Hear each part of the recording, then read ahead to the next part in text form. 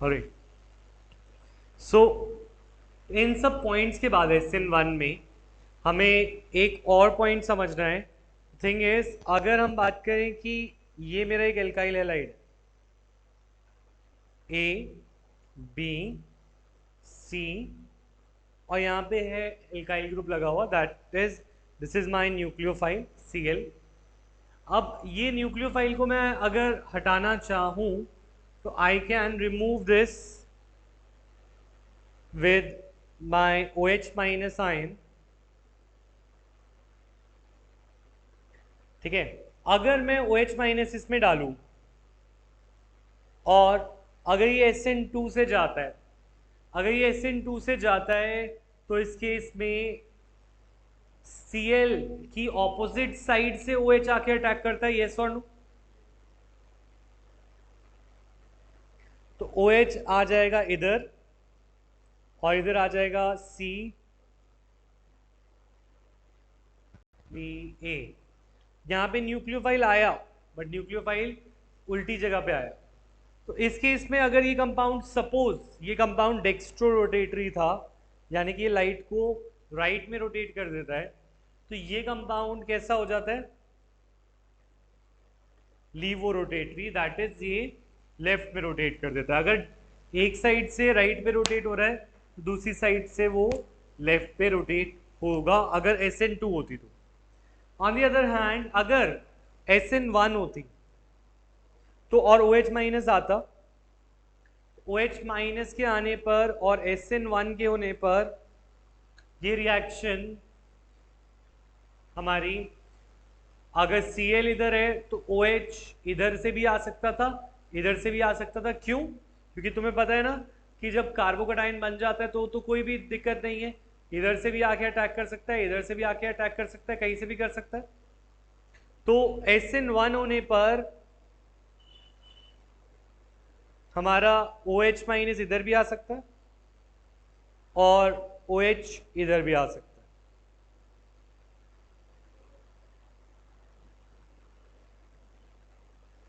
तो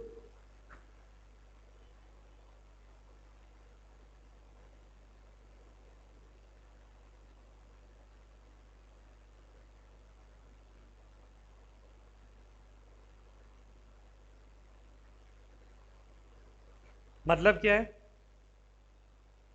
कि SN1 में वो इधर भी आ सकता है, इधर भी आ सकता है, ठीक है ना? और अगर सपोज ऐसी कोई रिएक्शन होती, ऐसा SN1 भी नहीं है, SN2 भी नहीं है, पर ऐसी अगर कोई रिएक्शन हो जिसके अंदर अटैक होने से वो वहीं पे ही आ जाए OH माइनस और बाकी ग्रुप्स रहे C A B like this, ठीक है? इसके इसमें ऐसी रिएक्शन जिसके अंदर जो कॉन्फ़िगरेशन में हमारा ओरिजिनल कंपाउंड है उसी कॉन्फ़िगरेशन में अगर हमारा फाइनल कंपाउंड बन जाए, यानी कि अगर ये लाइट को राइट पे रोटेट कर रहा है और ये भी लाइट को राइट को पे रोटेट कर दे, ऐसा रिएक्शन कहलाता है रिटेंशन। ऐसी रिएक्शन को बोलते हैं रिटेंशन ऑफ कॉन्फ़िगरेशन। रिटेंशन माने कि अगर ये डेक्स्ट्रो था तो कंपाउंड प्रोडक्ट जो बना आफ्टर रिएक्शन वो भी डेक्स्ट्रो है, इसको बोलते हैं रिटेंशन ऑफ कॉन्फ़िगरेशन। अगर अगर हमारा ग्रुप दूसरी साइड से आ जाए तो उल्टा हो जाए, उसका जो डेक्स्ट्रो था उसका लीवो हो जाए, अगर लीवो है तो उसका डेक्स्ट्रो हो जाए, तो इस कॉन्फ़िगरेशन को बोलते हैं इन्वर्जन। इसको क्या बोलते हैं? इन्वर्जन, उल्टा हो जाना, ठीक है? और अगर दोनों कंपाउंड बने, डेक्स्ट्रो और लीवो, डेक्स्ट्रो भी बना,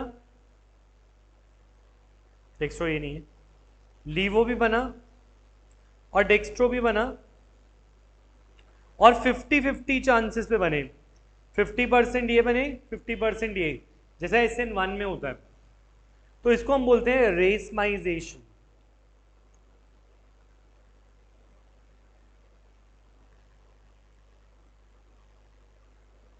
इसको हम बोलते हैं रेसमाइजेशन, ठीक है।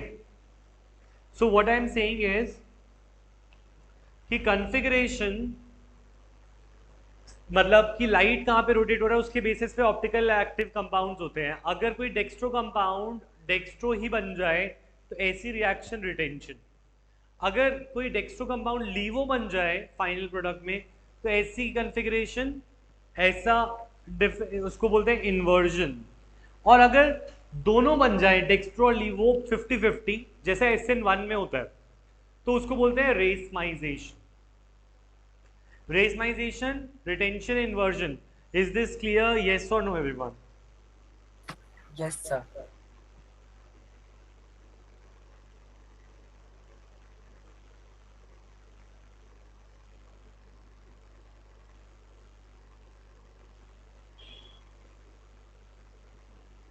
ठीक है, मैं रिपीट कर रहा हूं, देखो। तुमने वो वीडियो देख ली थी संडे वाली सबने, जिसमें हमने रेसमाइजेशन और वो सॉरी जिसमें हमने ऑप्टिकल एक्टिविटी किया था? नहीं देखी? किस किसने नहीं देखी? Raise your hands, online offline. अच्छा, 2 बच्चे 3 बच्चे। किस किसने वीडियो नहीं देखी हुई ऑप्टिकल एक्टिविटी वाली?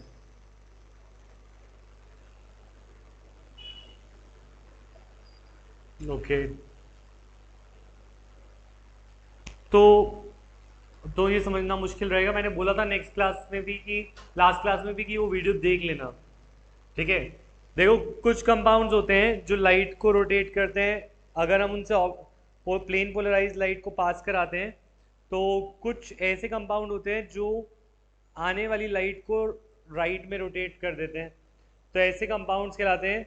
ऐसा कंपाउंड जो लाइट को, आने वाली लाइट को राइट पे रोटेट कर दे, ऐसे कंपाउंड को बोलते हैं डेक्स्ट्रो रोटेटरी कंपाउंड। ऐसे कंपाउंड को बोलते हैं डेक्स्ट्रो रोटेटरी कंपाउंड। लाइट आ रही थी इनके अंदर से, लाइट का एक प्लेन होता है, वो लाइट अगर राइट पे रोटेट हो जाए तो वो कहलाता है डेक्स्ट्रो रोटेटरी कंपाउंड। इसी तरीके से अगर लाइट लेफ्ट को रोटेट हो जाए, ठीक है, तो ऐसा कंपाउंड कहलाता है लीवो रोटेटरी कंपाउंड। और अगर वो रोटेट हो ही ना तो ऐसा कंपाउंड कहलाता है ऑप्टिकली इनएक्टिव। तो जो कंपाउंड बीकर में है उसके अलग अलग टाइप हो सकते हैं, डेक्स्ट्रो रोटेटरी, लीवो रोटेटरी और ऑप्टिकली इनएक्टिव।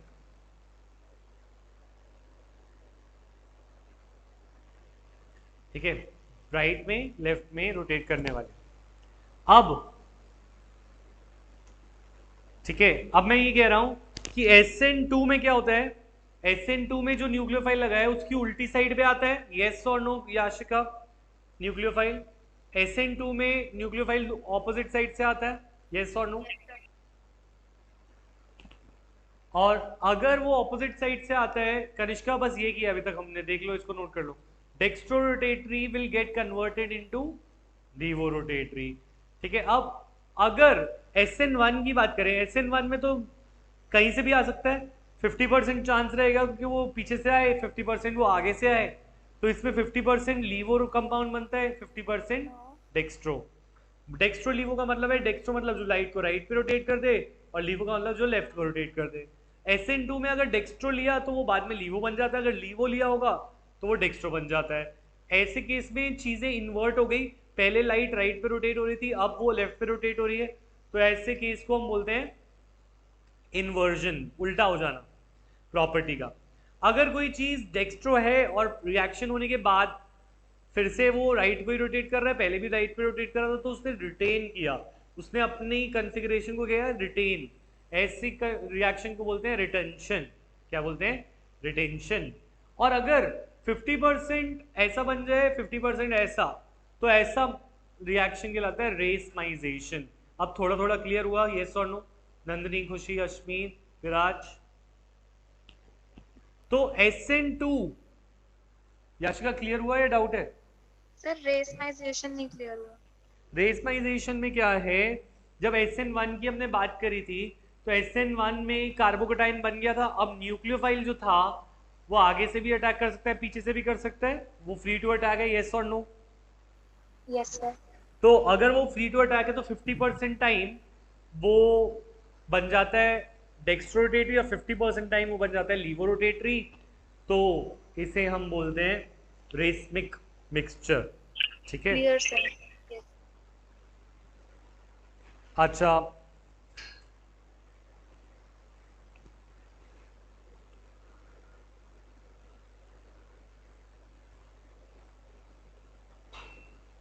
अब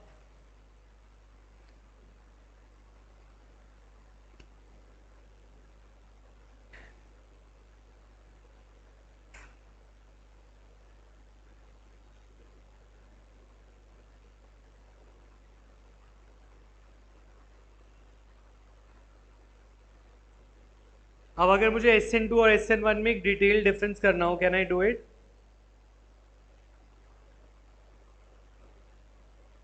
तो डिफरेंस का फर्स्ट पॉइंट होगा कि SN2 is a bimolecular reaction, SN1 is a unimolecular reaction. ठीक है, SN2 is a second order reaction, SN1 is a first order reaction।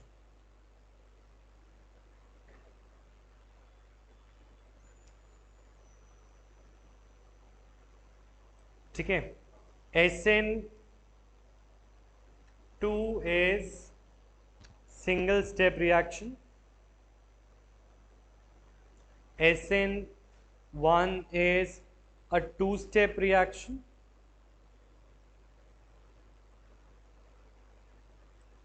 SN2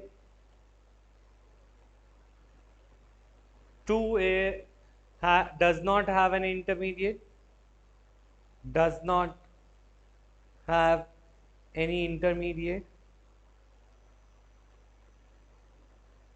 SN1 has a carbocation intermediate,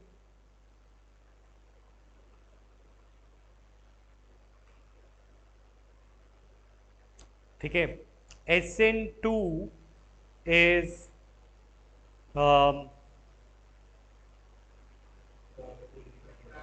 हाँ ease of reaction है इसके अंदर, primary सबसे ज़्यादा react करता है, सेकेंडरी उससे कम और टर्शियरी उससे कम। और इसके अंदर जो ईज है, ठीक है, ईज ऑफ रिएक्शन है वो है tertiary, secondary and then primary. It is due to steric hindrance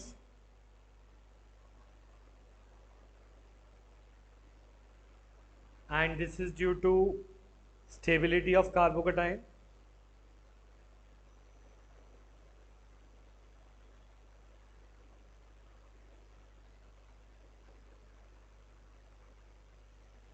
ठीक है,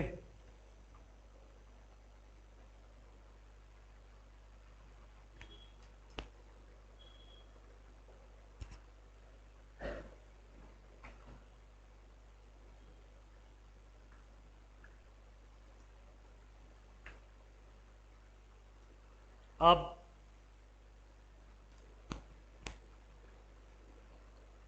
इसी के साथ एक पॉइंट हमने और पढ़ा, SN2 proceeds with inversion of configuration, ये लाता है इन्वर्जन ऑफ कन्फिग्रेशन।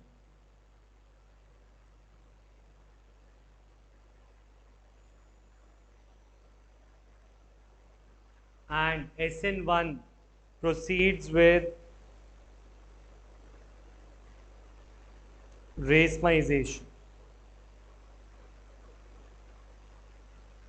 ठीक है, ये इन्वर्जन लाता है और वो रेसमाइजेशन लाता है, रिटेंशन इनमें से कोई नहीं लाता है ना। अच्छा, अगर सपोज तुम्हारे पास एक बीकर था जिसमें एक डेक्स्ट्रो कंपाउंड था, कौन सा कंपाउंड था? डेक्स्ट्रो। ठीक है, और इस बीकर में जब तुमने रिएक्शन करी तो इसमें SN1 करी, इसमें OH माइनस डाला, तो अब जो बीकर के अंदर कंटेंट होगा, ठीक है, मतलब ये वाला जो लाइट था, ये लाइट को कैसे रोटेट कर देता था, ये आने वाली लाइट को रोटेट कर देता था राइट में, ये आने वाली लाइट को कैसे रोटेट कर देता था राइट में। अब अगर सपोज इधर से लाइट पास होगी इस कंटेनर से, तो वेयर विल इट विल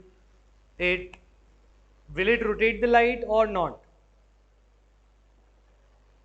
अच्छा पहले मुझे एक बात बताओ, इज इट रिटेंशन, इन्वर्जन या रेसमाइजेशन? जो इस बीकर में होगा वो रेसमाइजेशन का प्रोडक्ट होगा, इन्वर्जन का या रिटेंशन का?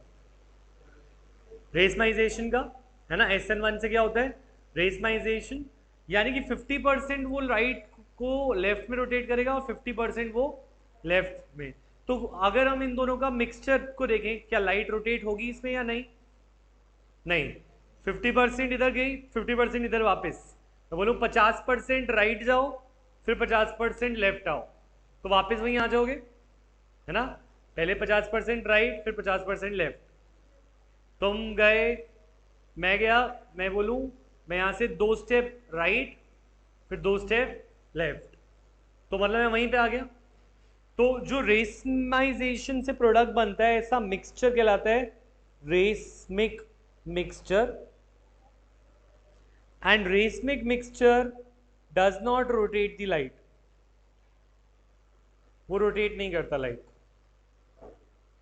मतलब मैं ये कह रहा हूं जो दो कंपाउंड बने हैं, देखो SN1 से क्या होता है अश्मीत, SN1 से 50% लीवो 50% डेक्स्ट्रो, ये दोनों एक ही बीकर में मिक्स्ड है।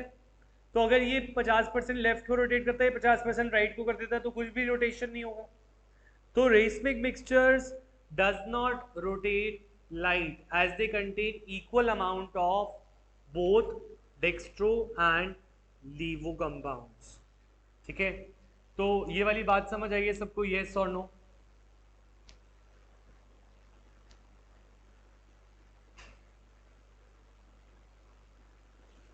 ठीक है, लास्ट स्क्रीन ये लो कनिष्का।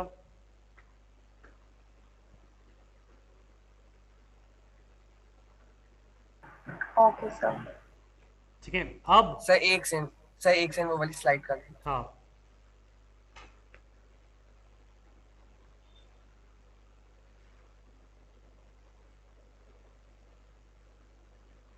अब इन पे क्वेश्चन कैसे आ सकते हैं, ठीक है।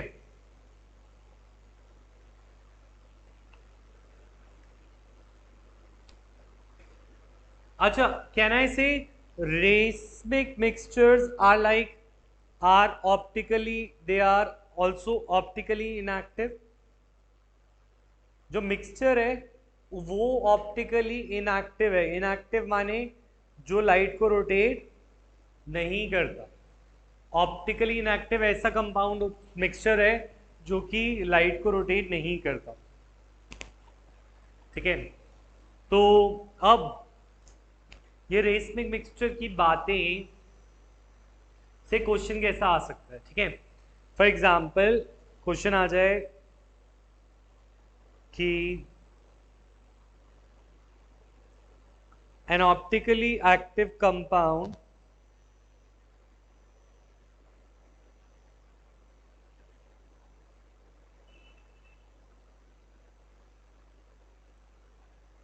which rotates light to the right is treated with a reagent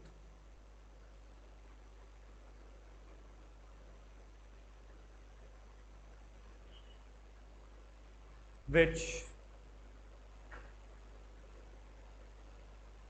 leads to a nucleophilic substitution reaction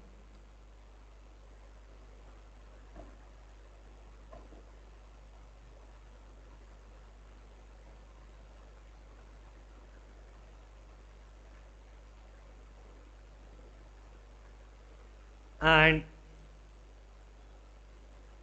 rotates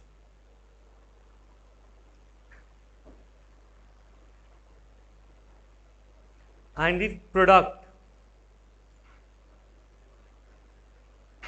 rotates the plane polarized light, same light, to left,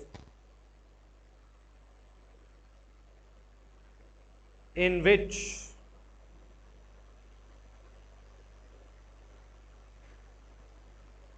type of compound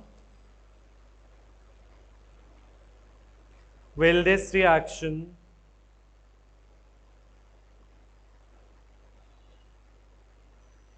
occur fastest? ठीक है, your options are primary, secondary, tertiary, same in all of them.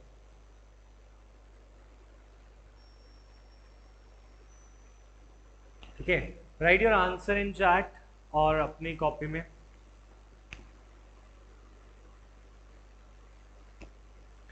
Get an optically active compound which rotates the light to the right is treated with a reagent which leads to a nucleophilic substitution reaction and the product rotates the same light to the left. In which type of compound will this reaction occur fastest? A, B, C, D. Primary, secondary, tertiary or tertiary?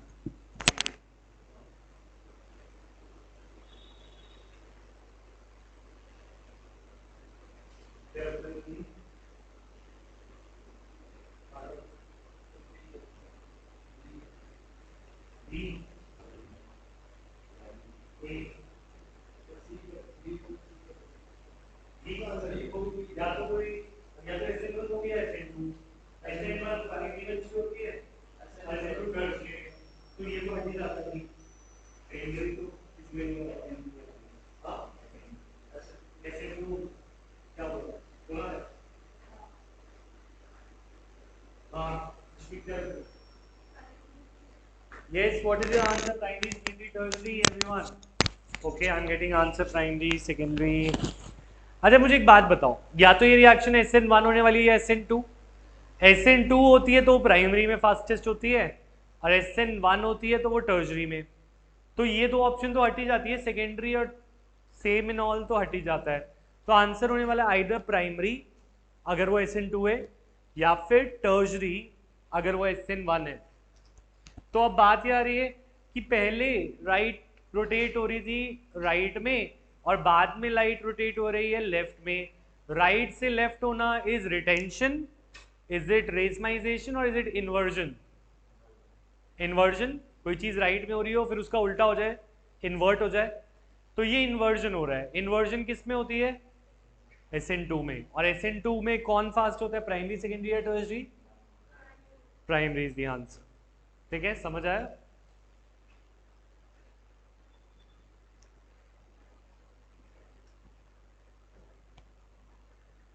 Alright, is this clear और repeat?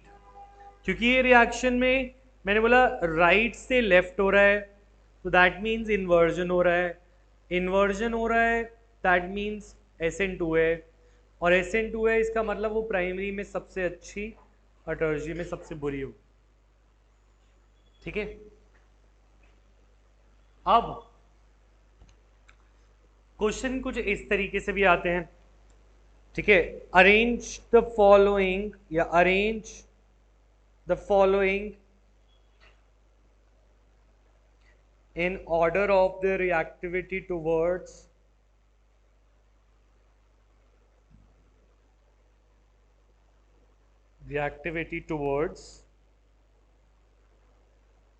SN1. और इसमें reaction है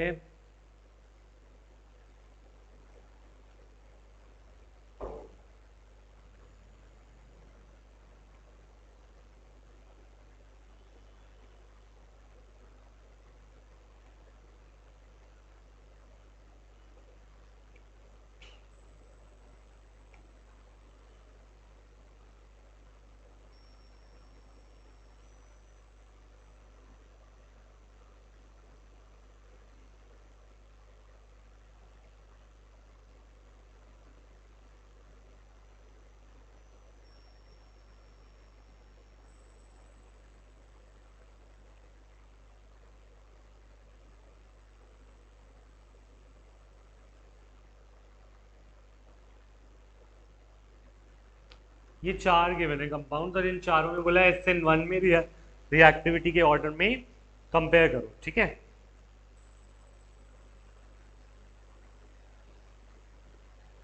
तो पहली बात तो इनको open करो, ओपन करें तो ये है 1 2 3 और Cl, ये है 1 2 3 और Cl, यहाँ है 1 2 3 और Cl, यहाँ है 1 2 3 और Cl।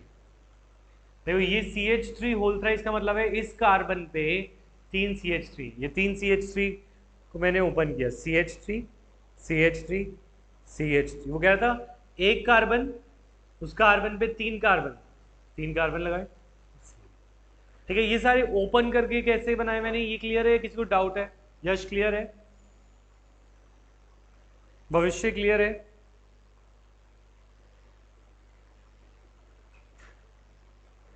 अच्छा, रानी, सिद्धार्थ, ठीक है। तो अब इनमें से हमें बताना है कौन सा SN1 से फास्टेस्ट जाएगा। तो SN1 से फास्ट जाता है टर्जरी। पहले हमें आइडेंटिफाई करना है प्राइमरी सेकेंडरी टर्जरी कौन सा है। तो अल्फा देखो, बीटा देखो, alpha beta beta, alpha beta alpha beta beta और बीटा, राइट। तो जिसके अंदर 3 बीटा है वो टर्जरी होता है, जिसके अंदर 1 बीटा है वो प्राइमरी, जिसके अंदर 2 बीटा है वो सेकेंडरी, जिसके अंदर 1 बीटा है वो प्राइमरी। तो ये प्राइमरी प्राइमरी सेकेंडरी टर्जरी। तो सबसे ज़्यादा होगा इन केस ऑफ, अगर मैं इनको नाम दे दूं तो let it be, this will be A, this is B, this is C, this is D.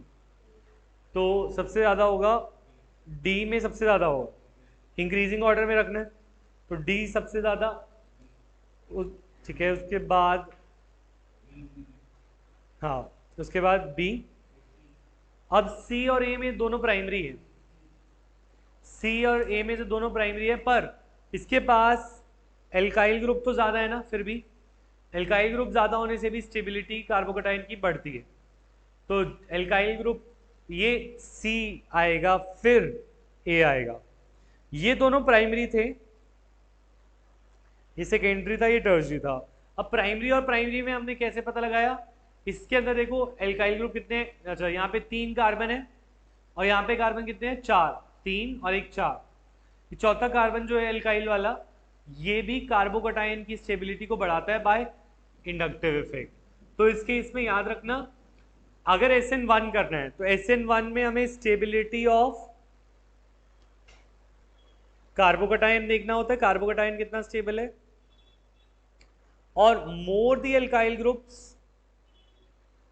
More is the stability. तो जितने एल्काइल ग्रुप ज्यादा तो उतनी स्टेबिलिटी ज्यादा, more alkyl group is equal to more stability. ये order समझ आया, yes और no everyone? Viraj, Tanisha, Yashika, Nitansh. Yes. अच्छा, अगर इसका सेकंड पार्ट में दे दूं 4 isomeric bromobutanes, can you still do it? वो कह रहे हैं 4 ब्रोमोब्यूटेन के आइसोमर्स बनाओ और उन 4 ब्रोमोब्यूटेन के आइसोमर्स को अरेंज करो in the reaction, in the order of their SN1। तो करो, पहले ब्रोमोब्यूटेन के स्ट्रक्चर्स बनाओ, ऐसे स्ट्रक्चर्स जिनमें 4 कार्बन और 1 ब्रोमीन हो। एक्चुअली ये ब्रोमोब्यूटेन्स ही है क्या? नहीं, प्रोपेन, ठीक है। तो बनाओ और फिर उनको अरेंज करो, सेंड मी ऑन व्हाट्सएप।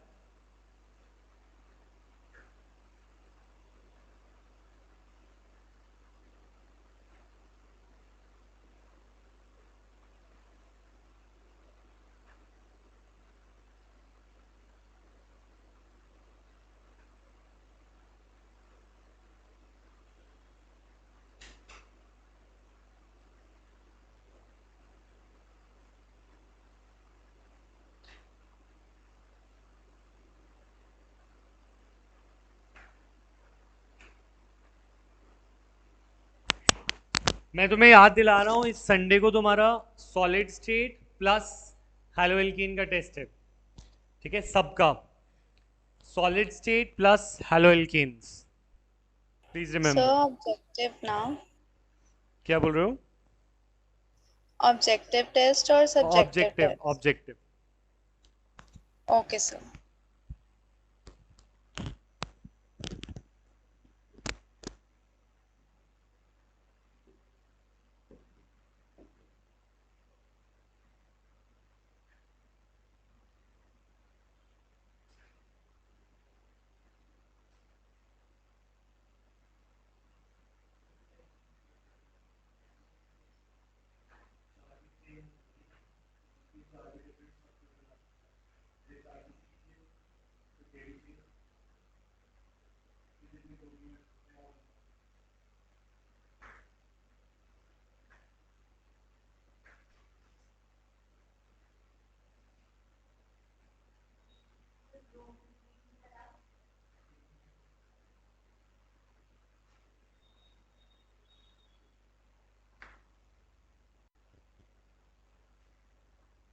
अच्छा, अगर तुम्हें भूल चुके हो आइसोमर्स कैसे बनाते हैं,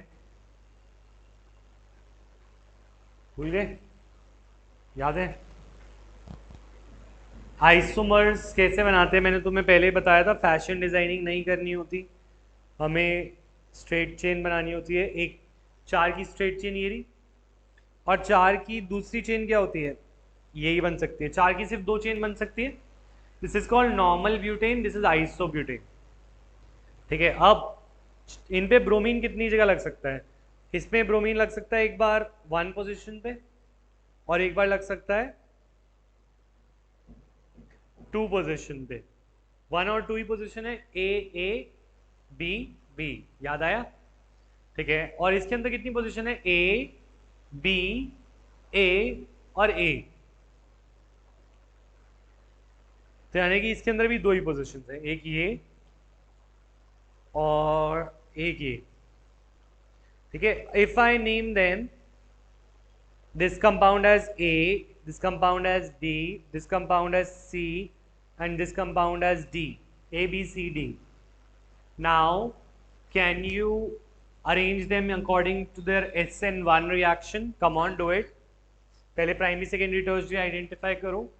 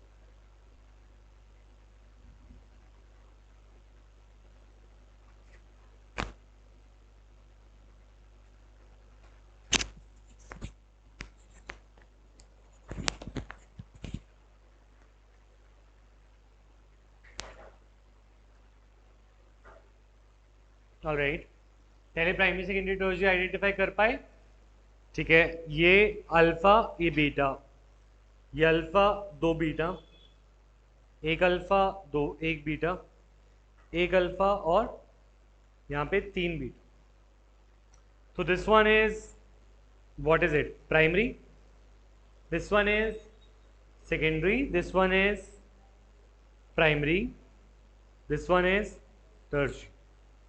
तो टर्शियरी सबसे ज्यादा, तो डी सबसे ज्यादा, फिर बी है ना, ए बी है ना, ये बी सेकेंडरी है, टर्शियरी के बाद सेकेंडरी, ठीक है। अब बचे 2 प्राइमरी, इन 2 प्राइमरी में इसके पास एल्काइल कार्बन अभी भी बराबर है, पर इसका जो एल्काइल ग्रुप है वो ब्रोमीन से ज्यादा पास है, और इसका जो कार्बन है वो ब्रोमीन से ज़्यादा दूर है। ये चौथा कार्बन जो है वो ये पास और ये दूर, ये पास तो ये दूर। पास वाला हमने बोला एल्काइल ग्रुप, जो कार्बन का ग्रुप है वो इसको स्टेबलाइज करता है, तो जिसमें कार्बन जितना पास होगा वो उतना ज़्यादा स्टेबल करेगा। तो सी इससे ज़्यादा और सबसे कम ए। तो the answer is A, then C, then B, then D. तो is this explanation clear to you? Yes or no, everyone? So Yes, please sir. explain this primary one. Primary वाला, प्राइमरी वाले में हमें ये पता है जब ये ब्रोमीन जाएगा कार्बोकटायन, तो अगर मैं यहाँ पे कार्बोकटायन बनाऊंगा ये पॉजिटिव आएगा, तो पॉजिटिव वाले को जितने कार्बन होते हैं उसके पास पॉजिटिव चार्ज के पास वो उतना स्टेबलाइज करते हैं। यहाँ पर पॉजिटिव के दो कार्बन तो ये सेम है यहाँ पे भी और ये यहाँ पे भी, तो इन दो कार्बन से तो फर्क नहीं पड़ेगा। जो ये वाला कार्बन है इससे फर्क पड़ेगा, ये कार्बन दूर है और इसमें ये कार्बन पास है, तो इसलिए ये ज़्यादा स्टेबलाइजिंग है, तो ये ज़्यादा फास्ट रिएक्ट करेगा एज कंपेयर टू ए। समझ आया या किसी और तरीके से समझाऊं? Yes sir, please, समझ नहीं आया ऐसे। कैसे समझ नहीं आया? तो एसएन, अच्छा इन दोनों का कार्बोकटायन बनाते हैं, ठीक है। इसका कार्बोकटायन बनेगा 1 2 3 4 ये, और इसका कार्बोकटायन बनेगा 1 2 3 4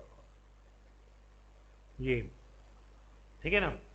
अब द थिंग इज जो एल्काइल ग्रुप्स होते हैं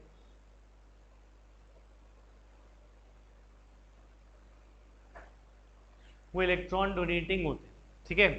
अब होता क्या है, ये CH3 C जो होता है H से कम इलेक्ट्रोनेगेटिव होता है, ज़्यादा इलेक्ट्रोनेगेटिव होता है। ये CH3 को अगर मैं खोलूँ तो ये CH से ज़्यादा इलेक्ट्रोनेगेटिव होता है, तो ये इससे खाना लंच लेता है, ये इससे लंच लेता है, ये इससे लंच लेता है, और ये आगे लंच लेते हैं, ये भी आगे लंच लेते हैं। ये इंडक्टिव इफेक्ट था, 11th में किया था हमने, बोला लंच माफिया जो लंच खरीदते हैं और फिर लंच आगे देते हैं, इसकी वजह इसे बोलते हैं इंडक्टिव इफेक्ट।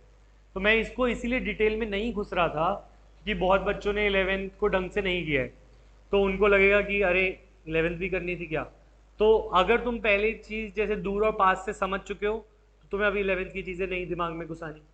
अगर तुम्हें ये दूर और पास से नहीं समझ आ रहा तो मैं समझा रहा हूँ कि ये होते हैं इलेक्ट्रॉन डोनेटिंग ग्रुप, और इसके पास है इलेक्ट्रॉन की कमी, इसके पास है इलेक्ट्रॉन की कमी, ठीक है। अब ये जो एल्काइल ग्रुप है, अगर तुम इसको देखो ये पार्ट तो सेम है ना दोनों में, ये कार्बन मैंने एक में ज्यादा बना दिया,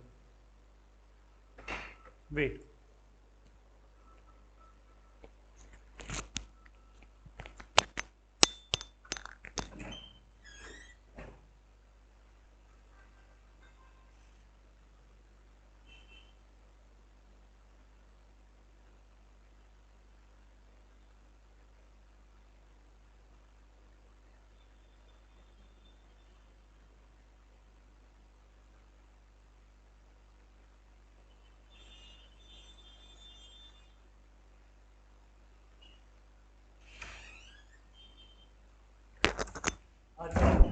तो इनके पास इलेक्ट्रॉन की कमी है और alkyl group electron donating group है। एक कार्बन मैंने एक्स्ट्रा बनाया था क्या?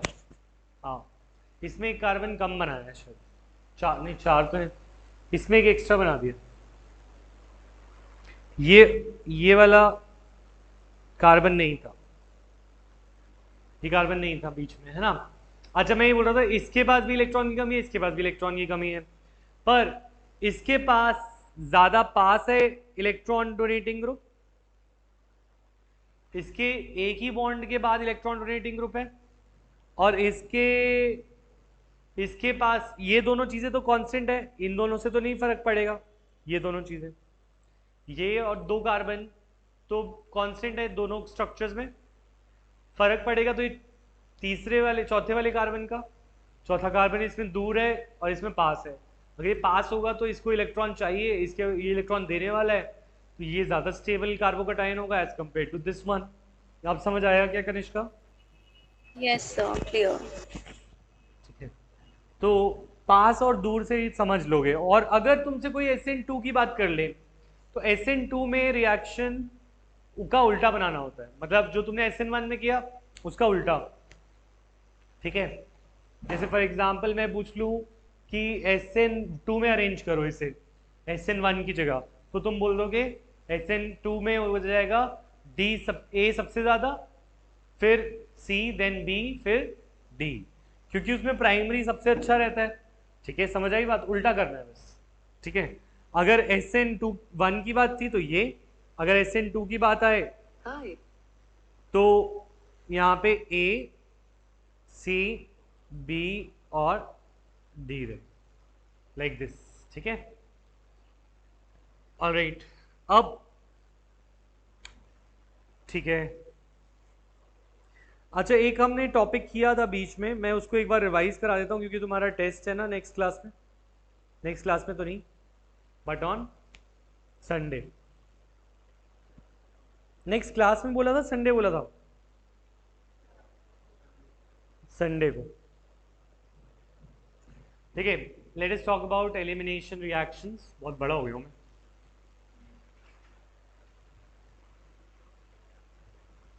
हाँ, तो एलिमिनेशन रिएक्शन की बात करें।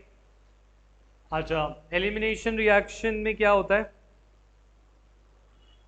जैसे अगर हमारे पास एल्काइल हैलाइड है CH3 CH Cl CH3, ये जो एलिमिनेशन की हम बात करें ये बीटा एलिमिनेशन रिएक्शन है। कैसी हैं? बीटा।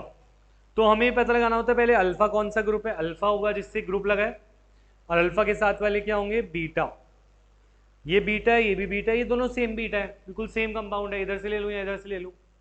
तो इसमें बीटा से H और अल्फा से Cl, HCl निकल जाता है when we react it with alcoholic KOH and it forms what? It forms CH3 double bond CH2 plus HCl is out of this reaction। ये वाली रिएक्शन याद है? इसको बोलते हैं एलिमिनेशन रिएक्शन, और इस पे रूल कौन सा लगता है? सैडजेफ रूल। सैडजेफ रूल क्या कहता था? Make poor poorer. क्या कहलाता था? Make poor poorer. तो यानी कि गरीब को और गरीब बनाते हैं इसमें, इस रूल में। ठीक है, तो अब अगर मैं बात करूं यहाँ पर मेरे पास कंपाउंड हो ये,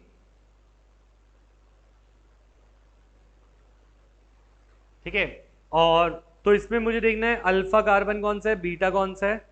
this is alpha, this is beta 1 and this is beta 2। तो मैं कैसे देखता था? बीटा 1 में कितने बॉन्ड है, बीटा 2 में 2, तो इसके पास कितने हाइड्रोजन होंगे? 2 हाइड्रोजन होंगे। जिसके पास 2 बॉन्ड है तो 2 हाइड्रोजन। इसके कितने बॉन्ड है? 3, 1 2 3, 3 बॉन्ड है तो हाइड्रोजन कितने हैं इसके पास? 1। तो अब मुझे Br इधर से लेना है और पुअरर से को और पुअर बनाना है, मेरे को पुअर को और पुअरर बनाना है। तो बीटा 1 सिलेक्ट कर, बीटा 2 या beta 1, which will I select? Beta 1। तो इसमें अगर मैं अल्कोहलिक KOH डालता हूं तो Br इधर से जाएगा और बीटा 1 का H जाएगा, तो यहाँ पे डबल बॉन्ड आ जाएगा, तो हमारा कंपाउंड क्या बन जाएगा? This will be the compound. समझ आया? ये याद आया? ये हमने करा चुका हूं, यस और नो? Yes, sir. ठीक है, अब अगर तुम्हें याद हो एलिमिनेशन रिएक्शन में यूज होता है अल्कोहलिक KOH, और अगर हम बात करें एक्वस KOH भी यूज होता था, और वो होता था न्यूक्लियोफिलिक सब्स्टिट्यूशन रिएक्शन में। देखो एक्वस KOH अल्कोहल बनाता है, अल्कोहलिक KOH एल्कीन बनाता है, जो अभी तुमने देखा। तो इसका क्या रीजन है? ये इंपॉर्टेंट क्वेश्चन बनता है कि why alcoholic KOH gives alkene on reaction with alkyl halide and aqueous KOH gives alcohol. मतलब अगर मैं बात करूं, ये है मेरा क्लोरोइथिन, अगर मैं इसमें अल्कोहलिक QH डालता हूं, अभी मैंने देखा H और Cl, बीटा से H और अल्फा से Cl, तो मेरा बनता है CH3 CH double bond CH2 और निकल क्या जाता है HCl। पर मैंने बोला अभी, अगर तुमने बात सुनी हो मेरी, मैंने बोला ये रिएक्शन अगर मैं एक्वस QH के साथ करूं, यानी पानी में डाल के करूं और अल्कोहल में ना डाल के करूं, पानी में डाल के करूं, तो इट गिव्स मी अल्कोहल।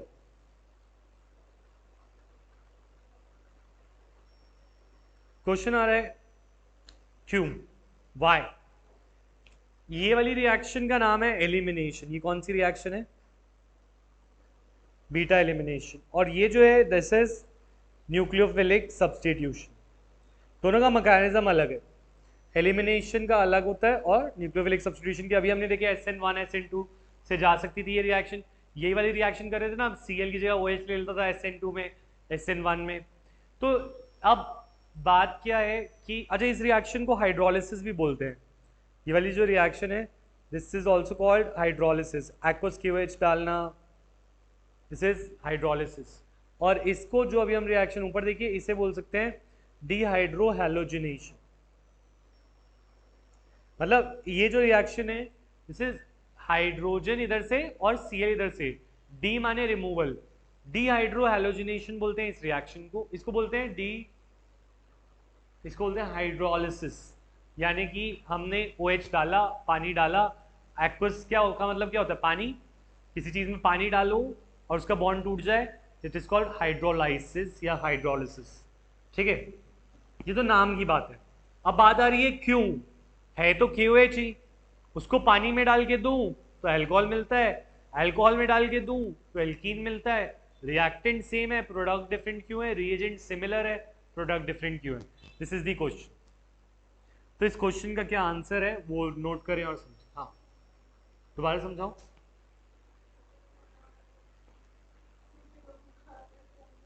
आगे हैं तो जाओ। अच्छा, तो इस रिएक्शन का इसका एक्सप्लेनेशन क्या है? तो इसके अंदर याद रखें कि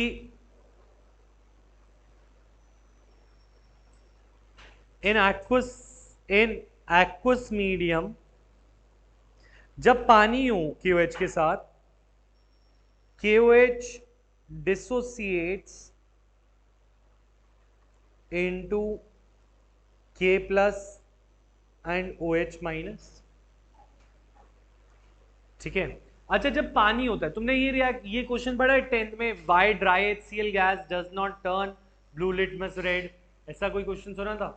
ड्राई HCl गैस से ब्लू लिटमस रेड नहीं होता, तो हम क्या बोलते थे, पानी नहीं है। अगर पानी नहीं है तो आयन नहीं बनेंगे, आयन नहीं बनेगा तो H+ नहीं बनेगा, और इस वजह से वो pH जो लिटमस पेपर है उसका कलर चेंज नहीं होता, ये था ना।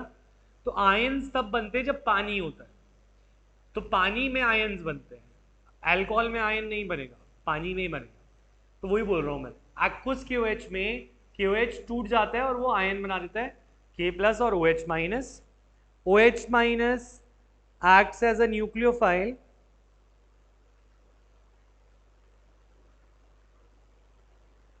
and substitutes Cl to give alcohol।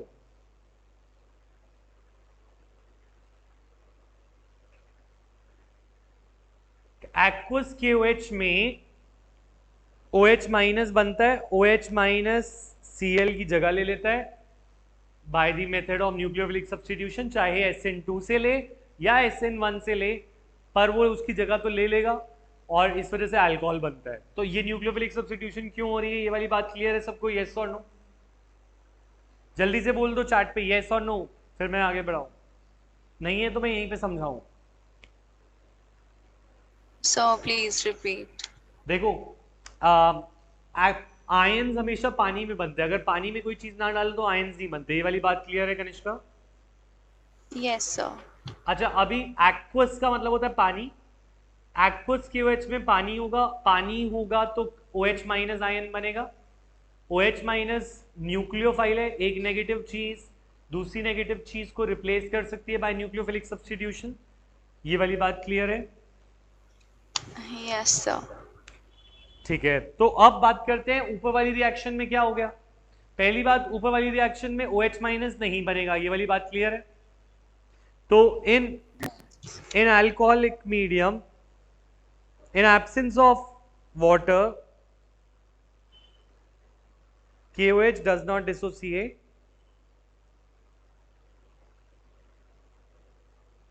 but acts as a strong base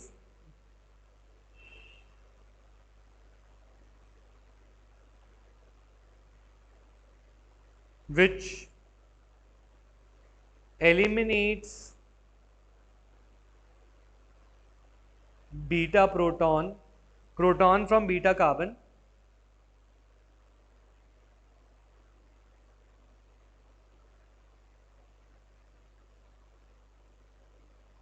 leading to formation of alkene.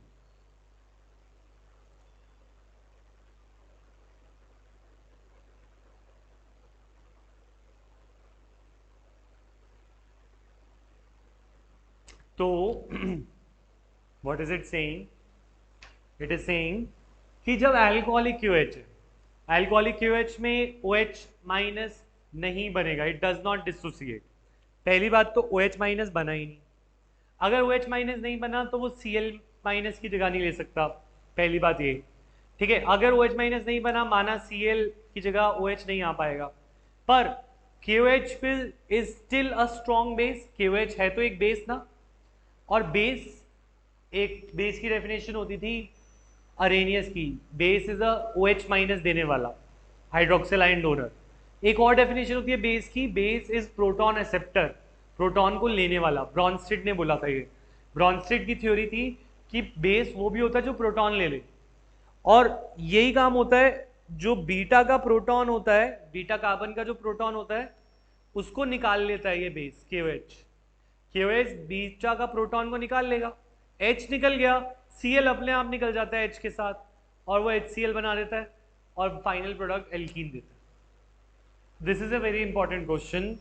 अगर ग्रीन पार्ट समझ नहीं आया तो ग्रीन पूछ लो, ब्लू नहीं समझ आया तो ब्लू पूछ लो, अगर क्लियर है तो टाइप क्लियर।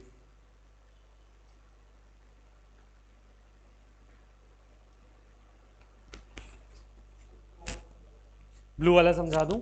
देखो, इसमें मैंने बोला कि पहली बात तो KOH टूटेगा नहीं, और KOH टूटेगा नहीं तो OH माइनस आएगा नहीं, Cl को रिप्लेस नहीं कर पाएगा। तो पहली बात तो यहाँ से OH नहीं बनेगा, ये बात क्लियर हो गई, क्योंकि OH माइनस ही नहीं आया। ठीक है, अब दूसरी बात ये क्यों बना, इसकी बात कर रहे हैं, क्योंकि KOH is a base, base होता है जो प्रोटॉन को ले ले। देखो, ये पढ़ा है कि एसिड प्रोटॉन डोनर होते हैं, प्रोटॉन को देने वाले क्या होते हैं, एसिड। ये 10th में पढ़ा था। H प्लस देने वाले कौन होते हैं, एसिड। H प्लस देने वाले एसिड होते हैं और H प्लस लेने वाले बेस होते हैं, जो H प्लस ले ले वो बेस। तो KOH इज अ बेस, तो वो बीटा का H निकाल लेता है, बीटा का H निकाल लेगा, यहाँ से Cl निकाल देगा, HCl बना देगा, बचेगे में दोनों कार्बन के पास कोई ऑप्शन नहीं है, वो आपस में डबल बॉन्ड बना लेंगे। तो ये बात बोली मैंने। Now clear? ब्रॉन्स्टेड बेस होता है जो प्रोटॉन को एक्सेप्ट करे। अगर कभी क्वेश्चन आ जाए कभी, तो Brønsted base accepts a proton, H plus को एक्सेप्ट करने वाला ब्रॉन्स्टेड बेस होता है। ठीक है,